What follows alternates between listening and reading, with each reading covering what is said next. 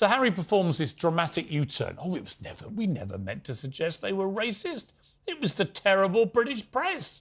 They were the ones who said it was racism. We just meant unconscious bias. You know what that's become a euphemism for? We actually haven't got any evidence of someone being racist. We just think it's kind of unconscious, on the sly, right? It's kind of there, but we can't prove it. It's like, we think they might be. Yeah, not good enough. Not when it comes to members of the royal family, whose reputations are on a global stage. So why should I stand back and let a proven liar like Omid Scobie, a man who claims in this book as a fact that I have regular phone chats with Queen Camilla? Regular. Do you know how many times I've spoken to Queen Camilla on the phone in my entire 58-year life? 0. So that was a f***ing lie. Not once. It's not just not regular, it's never happened. We've never had a phone chat. So he's a liar. Are you sure about that? And he lied again about when apparently I called Meghan Markle Princess Pinocchio on that fateful last day of Good Morning Britain. Apparently Camilla immediately contacted me to thank me on behalf of the firm. No, she didn't. Another lie. Complete lie. So Scobie prepared to lie about me, about these little things, which don't really amount to a row of beans. Why should we believe anything else he has to say? All he's doing is dragging the whole royal family through the mud all over again, reigniting these racism charges because he wants to sell books and make money. What? Bro, what are you talking about, man? Well, Scobie gave another interview this morning, in which he again denied working with Meghan Markle, and he also denied ever using the names in any draft of his book. I'm as frustrated as everyone else. I make it very clear in this book that I, in every way possible, want to adhere to the laws surrounding this subject.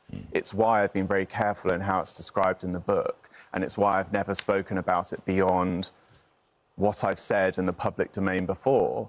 The reality is, though, is that this is information that is not privy just to me. What do you mean by that?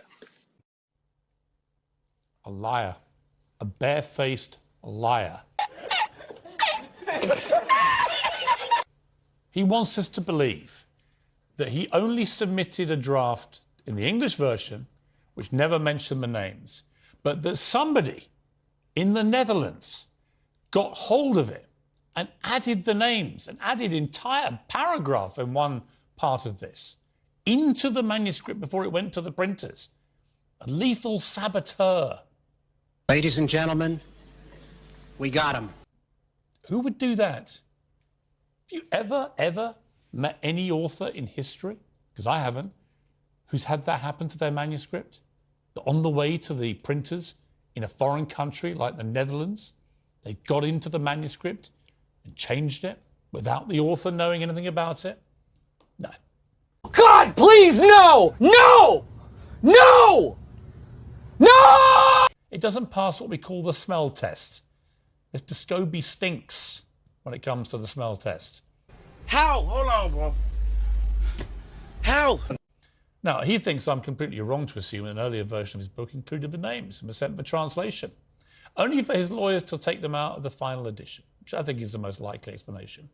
It's therefore rather inconvenient for him that the Dutch translator has told reporters tonight that she'd only translated what was written down on the manuscript.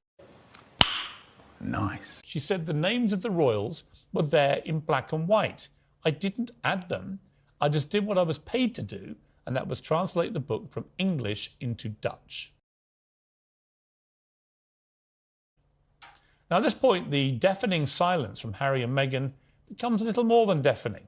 It becomes pretty shameful, because they usually race to condemn and denounce any press reports that we dislike, particularly if it involves any leaks from private correspondence.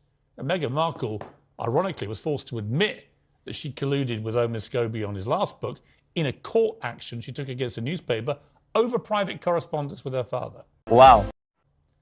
So why have they remained so silent about Omid Scobie's lies and also about his leaking of the private correspondence between Meghan Markle and King Charles that contain these names? I don't know. Is it because they were involved in him getting this information? Is it because, I don't know, the Tooth Fairy came down and did it, or Santa Claus, or, for want of a better third example, Pinocchio? Really, nigga? The public can, of course, make their own minds up about all of this. It shouldn't take long. And the same goes for the baseless accusations of royal racism.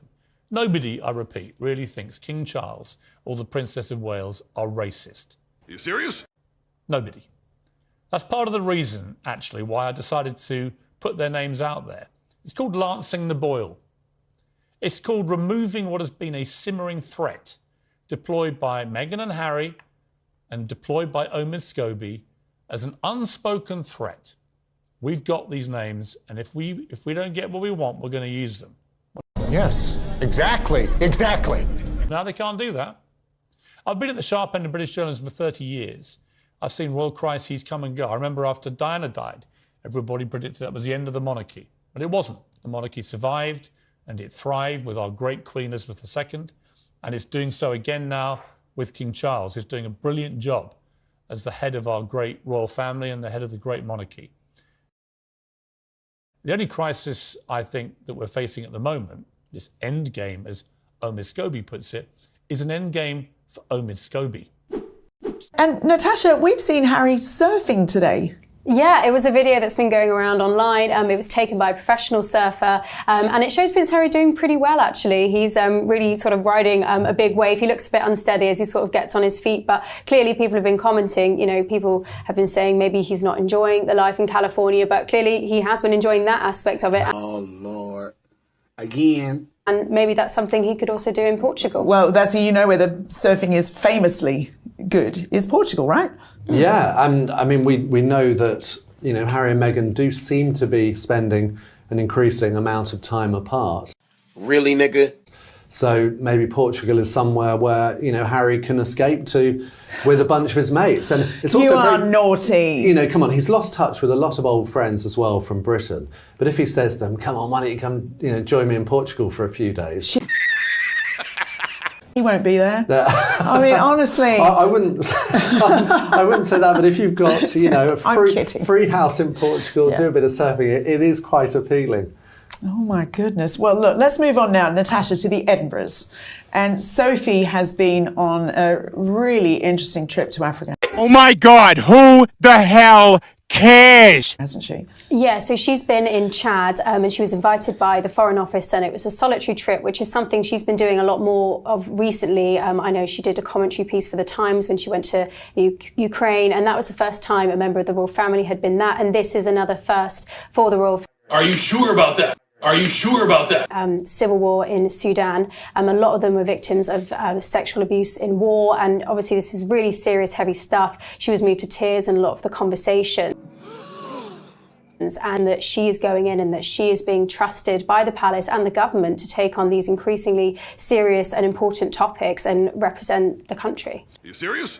I was really moved by just how moved she was by it. And I think that, Richard, it's, you know, this is a real spotlight moment for Sophie. Now, we know that in the past, there's been talk of like rivalries and even jealousy between royal spouses about, you know, some being upstaged or whatever. Famously, Charles and Diana. Charles upset when Diana got all the limelight. Let's go. But it seems here, in this case, it's like Edward couldn't be prouder of Sophie. Yes, I mean, to me, Sophie reminds me a bit of Princess Anne, actually, in the way that she's undertaking quite a lot of these foreign trips. They're usually on her own, and they often have very serious themes. Like with Princess Anne, it was often with Save the Children. Okay. And in Sophie's case, it's, you know, very serious subjects. And she's usually on her own. And I think that's a reflection of the fact that Edward is happy for her to have. I mean, remember that Sophie was, you know, she was an established businesswoman on her own before she met. Wow.